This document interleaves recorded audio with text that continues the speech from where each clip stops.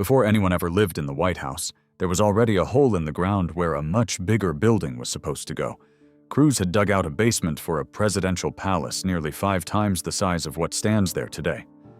And then the architect got fired, the design got scrapped, and that hole just sat there, empty, in the middle of what was supposed to be America's new capital. There's also a reason this building got its name that has nothing to do with the fire everyone blames it on.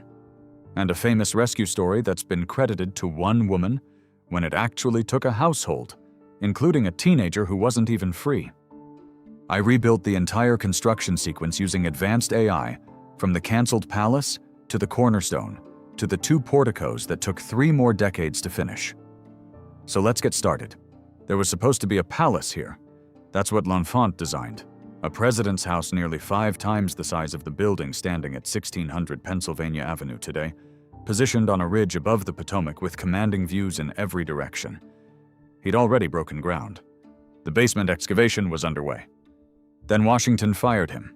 L'Enfant had refused to share his drawings with the commissioners overseeing the project, refused to give progress reports, refused to negotiate anything. By February 1792, Washington had run out of patience. The palace design died with the dismissal. What that left was an actual hole in the ground, a visible, embarrassing pit in the middle of what was supposed to be the young nation's new capital, with no design to fill it and no architect to build it. Jefferson, who was Secretary of State, stepped in and ran a public competition. $500 to whoever submitted the best plan. 9 entries came in, most from working builders rather than trained architects, ranging from scaled-up farmhouses to full European estates nobody could afford to build. Judges picked a winner in under a week. One of the losing entries, filed under the initials AZ, turned out to be Jefferson's own submission. The man who organized the competition had secretly entered it himself, and still lost to an Irish architect he'd never heard of. The winner was James Hoban, an Irish-born architect living in Charleston who'd never actually met Washington before their conversations about the job. His design borrowed heavily from Leinster House in Dublin, scaled down into something Washington considered dignified rather than royal. Washington liked it enough to ask Hoban to enlarge it by roughly a 1/5 before construction even started. Washington placed him in charge of every trade on the project at once: carpentry, stonemasonry, and brickwork, an unusually broad mandate for one architect to hold. Hoban had trained in Dublin, immigrated after the Revolutionary War, and built a reputation in Philadelphia and Charleston designing courthouses and private mansions before Washington ever heard his name. As a young apprentice back in Ireland, he'd been legally barred from entering architecture competitions reserved for British-born designers, a restriction that never applied once he crossed the Atlantic. Hoban also borrowed details from James Gibbs' 1728 Book of Architecture and from Federal Hall in New York, blending several references into one unified facade. When Hoban's crew staked out the new foundation in July 1792, they discovered L'Enfant's abandoned cellar was still too large to build around. Washington himself, a former surveyor, walked the site and placed the north wall exactly where the original plan had marked it, fitting the smaller house inside the bones of the canceled one. Commissioners on site actually argued over where exactly to place the smaller house within that oversized pit, since shifting it even slightly would have broken the sightline L'Enfant had planned between the president's house and the Capitol 1.5 miles away. Quick pause. If this is the kind of history you want more of, subscribe so you don't miss the next one. And if you're finding this interesting, a like goes a long way. The cornerstone went down on October 13th, 1792, in a ceremony led by Hoban and a group of local Freemasons. It would take another 8 years of construction before anyone actually lived inside the building rising from that spot. Where do you even find workers willing to build a mansion in the middle of nowhere? The commissioners' first plan was to import laborers from Europe. Recruitment barely got any takers. With deadlines looming, they turned instead to a workforce of enslaved and free black laborers, alongside local white artisans and immigrant tradesmen from Maryland and Virginia. European recruiters found the pay unattractive, and the location, a half-built swamp town with no real infrastructure yet, even less appealing. Master Mason Colin Williamson trained enslaved workers on site at a government quarry in Aquia, Virginia, teaching them to cut sandstone blocks that skilled Scottish masons, recruited from Edinburgh starting in 1793, would later dress and set into the walls. More than 200 known enslaved individuals worked on the White House and the Capitol combined over the following years. Payroll records from May 1795 list 5 enslaved laborers by name, 4 of them owned by Hoban himself, the very architect designing what would eventually be called the People's House. The records name them directly: Tom, Peter, Ben, Harry, and Daniel.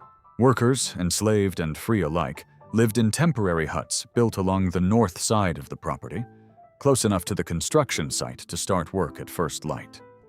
Most of those shelters were crude, one-room structures with dirt floors, a stark contrast to the stone mansion rising just yards away.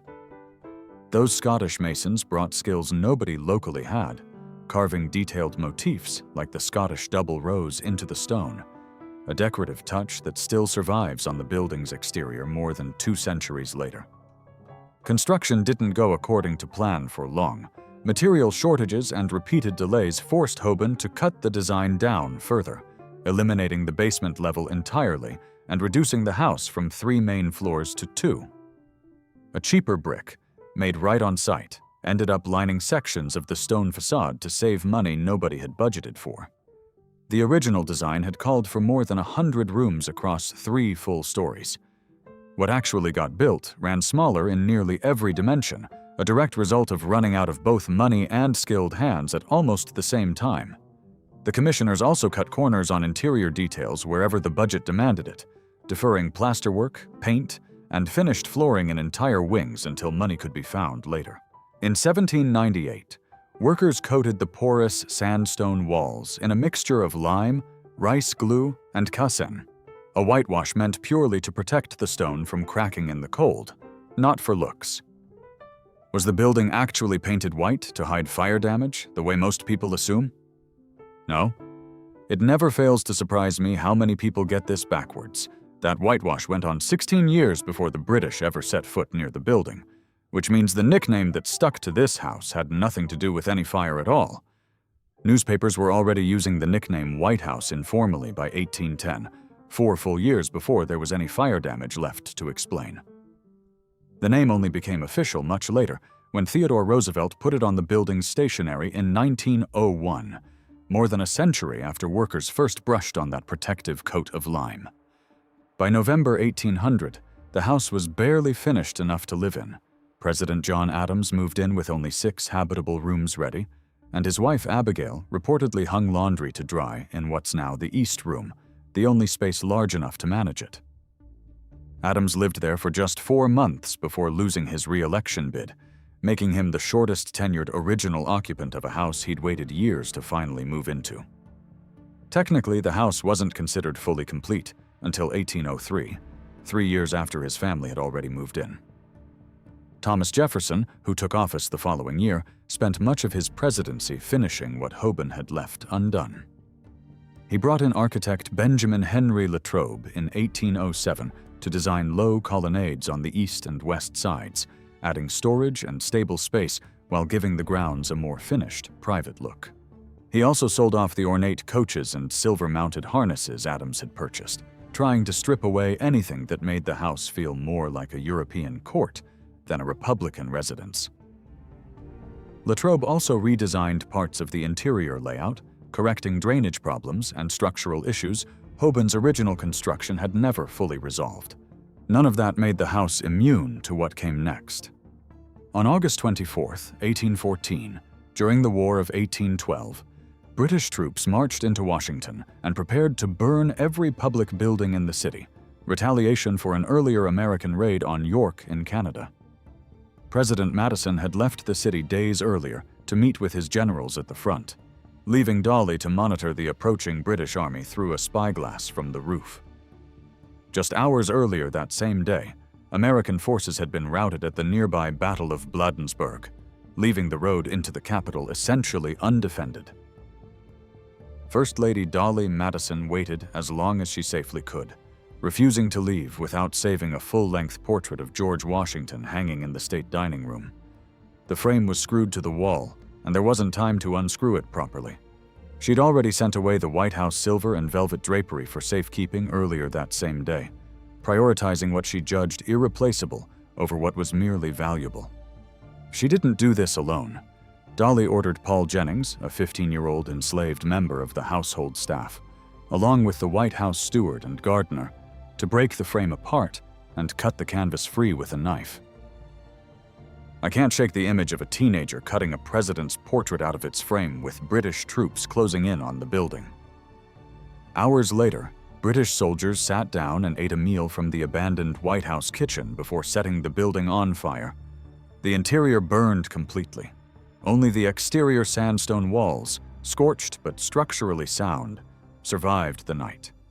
The next afternoon, a sudden tornado tore through Washington, a storm violent enough to kill several British soldiers outright, and finally convinced their commanders to abandon the city entirely.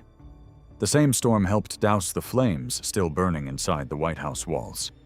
Congress briefly debated moving the capital to Cincinnati rather than rebuild. That idea went nowhere, and James Hoban, now in his 50s, was brought back to oversee Reconstruction from essentially nothing. Madison publicly committed to rebuilding on the exact same site within days, refusing to let the attack shift the capital anywhere else. Rebuilding took about 3 years, using the same scarred walls left standing after the fire. President James Monroe moved back into the restored house in 1817, though much of the interior still sat unfurnished, and Monroe ended up personally purchasing furniture just to make the place presentable. Hoban leaned on the same hand-cutting and fitting techniques the original Scottish stonemasons had used 2 decades earlier, since no faster method for shaping sandstone this precisely existed yet. Workers had to scrape away charred stone and repair cracked sections before any new construction could begin, essentially restarting the same slow stone-cutting process Hoban had overseen 20 years earlier.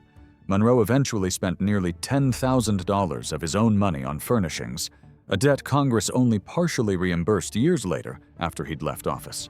Latrobe had drawn plans for grand entrance porticos on the north and south facades back in 1807, well before the fire, but nobody had the money or urgency to build them at the time. Latrobe himself never got to see either portico built. He died of yellow fever in New Orleans in 1820, working on an entirely different project by the time Hoban finally broke ground on his old designs. Between L'Enfant's dismissal and Latrobe's death, 2 of the 3 men most responsible for how this house eventually looked never lived to see their own ideas actually finished.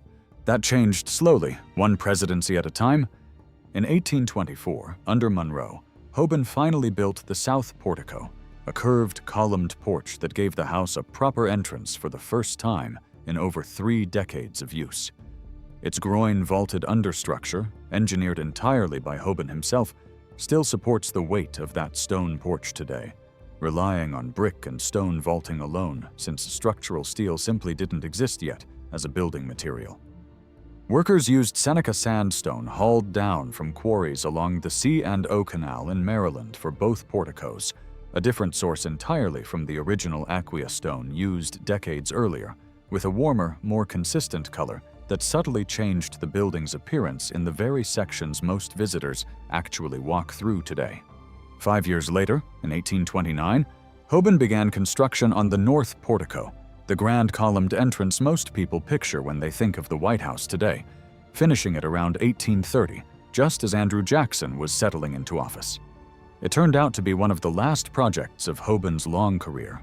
Jackson's own inauguration crowd that March had already overrun the building once, packing muddy boots onto White House furniture in a reception that attendees described as total chaos, just weeks before Hoban's new entrance was ready to help manage exactly that kind of crowd. He died in December 1831. Neither portico looked exactly like Latrobe's original 1807 drawings either. Hoban altered the proportions during construction, leaving his own fingerprints on designs he hadn't originally created, made his judgment calls decades after the man who'd first sketched the idea was already dead. Why did none of the bigger, grander plans in this story ever actually get built?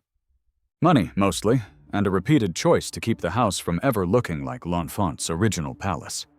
The pattern never really stopped, either. An 1867 proposal to double the building's size and an 1891 wing, pitched by First Lady Caroline Harrison, both died in Congress, the same way almost every expansion idea has since 1792. Personally, I think the real irony is that America's most photographed house exists specifically because a much grander one got cancelled first. James Hoban stayed connected to this address for nearly 40 years, from the 1792 cornerstone to his death in 1831, longer than almost anyone else in its history, presidents included. What all of this actually proves is that restraint, not ambition, built this house. Every expensive version got rejected at some stage, replaced by whatever the country could actually afford. The building still sits on almost exactly the footprint Hoban staked out in 1792, inside the leftover cellar of a palace that never got to exist. If you want to see how close that cancelled palace came to happening, look up the surviving 1791 excavation drawings, still archived today. Subscribe for more buildings that almost looked completely different, and tell me in the comments which one I should dig into next.